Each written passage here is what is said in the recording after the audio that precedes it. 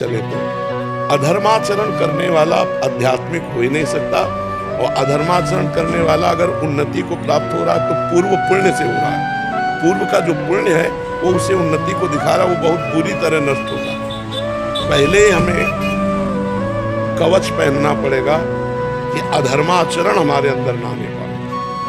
अगर क्या धर्माचरण है, जब हम रोज सत्संग सुनेंगे तो हमें पता चलने लगेगा। और वैसे तो आपको बताएं, सबके हृदय में भगवान बैठे हैं और वो बता देते हैं गलत है। क्यों? आपको अनुभव हुआ कभी कि जो ही हम कुछ करना चाहते हैं वो गलत होता है, वो भय देते हैं और कहते हैं ये गलत है मत करो, लेकिन हम इसमें सुख मिलेगा, इतनी जोर की भावना हो जाती है कि हम भगवान की आज्ञा का उल्लंघन करके और वो पाप कर्म कर बैठते हैं। अगर हम पाप कर्म करेंगे तो अध्यात्म में चल ही नहीं पाएंगे। तो इसीलिए प्राय संसारिक आदमी अध्यात्म को स्वीकार नहीं करता, क्योंकि वो पाप कर्म करता है। पापवंत कर सहज स्वभाव, भजन मोर ते भाव न काऊ, जो पे दुष्ट हृदय सोई होई, मोरे सन्मुख आव की सोई। वो पापाचरण के कारण अध्यात्म को स्वीकार नहीं करता। यदि पापाचरण त्याग कर दे तो अध्यात्म और संसारिक उन्नति साथ साथ चलती जाएगी। चक्रवर्ती सम्राट महाराज अम्बरीश जी थे, वो महान भागवत भी थे। जनक जी परम ज्ञानी हैं और राजा भी हैं, तो साथ साथ दोनों बातें चल सकती हैं यदि गंदे आचरणों का त्याग कर दिया जाए तो। पर है कठिन, क्योंकि गंदा आचरण हम छोड़ नहीं पाते। गंदा आचरण होता कब है? जब हम मन के अनुसार चलते हैं। और गंदा आचरण छूटता कब है? जब हम शास्त्र के अनुसार चलते हैं। तस्मात् शास्त्रम प्रमाणन्ते कार्याकार्यो व्यवस्था। कार्य और अकार्य की व्यवस्था शास्त्रों में की गई।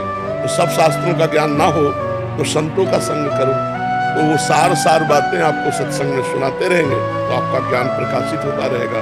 अगर हम शास्त्रीय ज्ञान के अनुसार अपने कर्म का अनुष्ठान करें, अब जैसे आप कोई पदाधिकारी हैं, आपको पता है घूस लेना कानूनी अपराध है और भागवतिक भी अपराध है, आप जानते। आपको पता है कि निर्दोष को बख्शना और दोषी को दंड देना यही हमारा कर्तव्य है, लेकिन कहाँ कर्तव्य का पालन करता है? क्या वो नहीं जानता है पाप करना?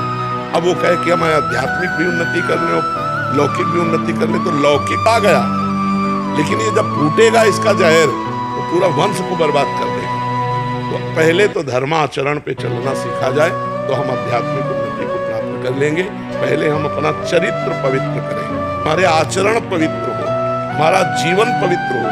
हम जिस कर्तव्य में हैं उसको धर्म पूर्वक करें। सबका कोई न कोई कार्य है, ऐसा कोई संसार में नहीं जिसका कोई कार्य ना हो। कोई किसी का बेटा है, कोई किसी का पिता है, कोई किसी का पत्नी है, कोई किसी का पति है, कोई किसी का कुछ ना कुछ कर्तव्य है। अपने कर्तव्य का पालन करते हुए धर्म पूर्वक यदि भगवान का नाम जप करते हुए चला जाए तो आध्यात्मिक और लौकिक दोनों उन्नति उसकी समान भाव से बढ़ती चली जाएगी। तो बड़ा आनंदमय जीवन होता है, बड़ा आनंदमय जीवन होता है। पर ये तभी होगी जब पापाचरण का त्याग करके भगवान का भजन करते हुए अपने कर्तव्य का पालन करो। हम चाहे जितने बीमार हो, चाहे जितना कष्ट हो, पर हमारी ड्यूटी है आपसे बात करना।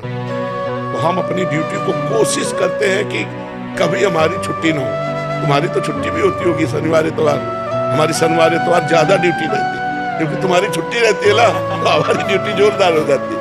अपने कर्तव्य का धर्म पूर्वक पालन। तो तुम्हारा जो प्रश्न है कि लौकिक और आध्यात्मिक दोनों उन्नति अगर चाहिए तो पहला होगा चरित्र सही करो और धर्म से चलो, और दूसरों को शोषण करने की वृत्ति जो अंदर होती है उसका त्याग कर दो, अपने आप सब ठीक हो जाएगा।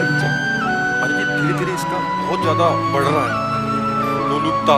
ब्रह्मा जी ने सतयुग, त्रेता, द्वापर, कलयुग, ये चारों पुत्र हैं युग ब्रह्मा जी के, चारों को बुलाया और सतयुग से कहा देखो हमारी सृष्टि में नरक भी है, तो उस पर भी ध्यान देना। तो सतयुग ने साफ मना कर दिया कि हमारे शासन काल में कोई भी नरक नहीं जाएगा।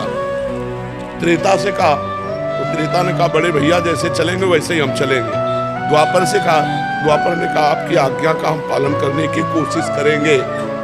कलयुग ने कहा, तो कलयुग से जब कहा कि तुम नरक की, तो उन्होंने कहा पिताजी आप निश्चिंत रहो। जैसे बड़े भैया ने कहा ना कि हमारे राज्य में कोई नरक नहीं जाएगा, तो हमारे